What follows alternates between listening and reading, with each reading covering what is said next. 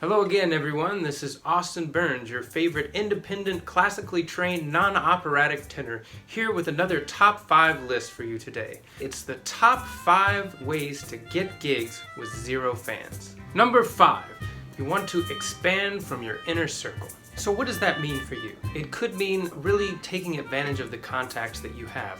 Hitting up your friends, seeing if there are bars or restaurants that they work at that have music. Maybe you know someone at an art gallery. When I did a summer job at Ben & Jerry's between the years that I was pursuing my graduate degree at New England Conservatory, every year during the summer they would do something called Newbury Nights, where they would have live music on Newbury Street. And because the manager knew that I was a musician, I had a contact there and I could ask about performing live music outside of the store. Probably the greatest resource that I had were the 2 different churches that I was part of. Over the years, I did a lot of concerts at the churches, inviting the church community. You can always ask to have some kind of notification about the concert put in the church bulletin. You can tell people about it yourself. If you're in the choir, you can make a special announcement. Sometimes there are special things that can happen. For instance, at First Parish, the choir director had a contact with the local newspaper, so he was able to put an advertisement in the Minuteman to advertise for one of the concerts, which I was doing to raise money to go to Germany, which I did this past summer with the choir.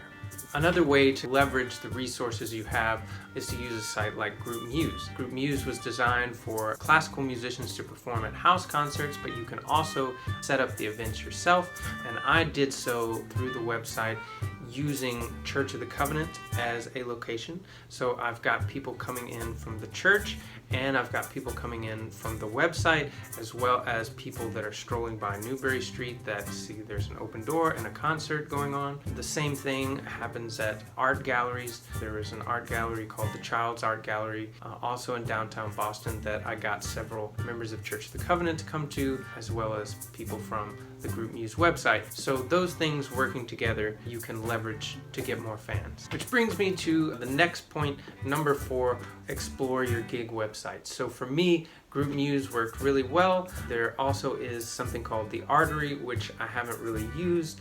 There are gig postings on different sites like Gig Salad and The Knot. I've tried a wedding website before. I don't believe it was The Knot, but I got a lot of spam emails and people trying to scam me. So be very careful with those, but there's still a way to get out there. Number 3, see what venues are booking acts similar to your genre.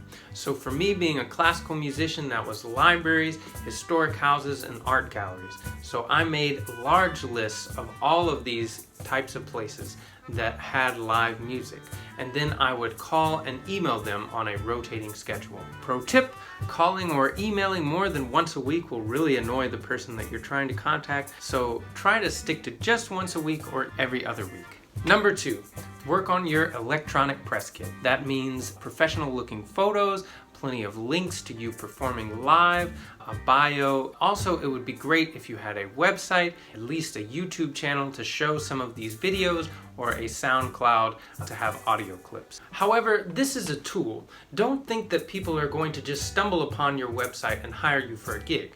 This is specifically for when you're emailing and calling people, and you can direct them to your website, your YouTube, your SoundCloud, your Facebook, and your Instagram. They can look at that and then they can hire you based upon that, instead of hiring you based upon you coming in to give a short demo of what you can do. Number 1, and this is my absolute favorite, performing at retirement communities. The pay is great and it's not dependent on you having a following. A lot of places like bars and clubs will have a cover charge.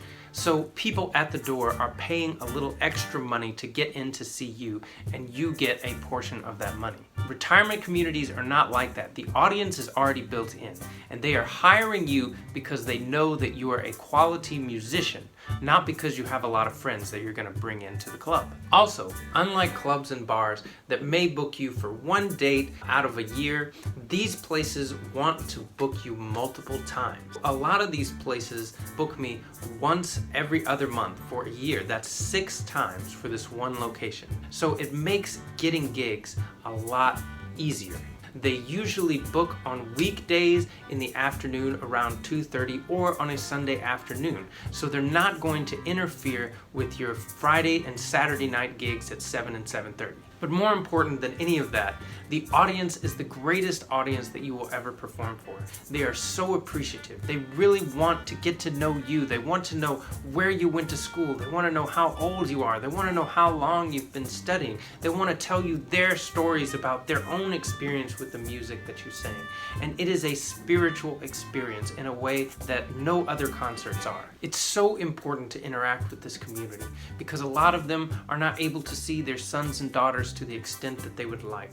Society doesn't value them in the way that they should be valued, and they're really looking for a connection. It's sad, but it also gives you the chance to be that person for them, to give them beauty and to give them art in a way that they have not been able to have. I hope that you'll consider performing at retirement communities, even if you don't feel comfortable charging for it. If you just want to volunteer, it's a great experience and I highly recommend it. If you liked this video, please be sure to like and subscribe.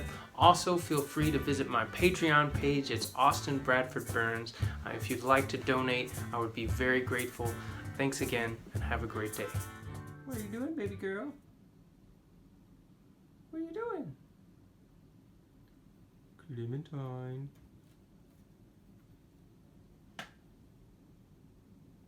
Gonna come over here while I record?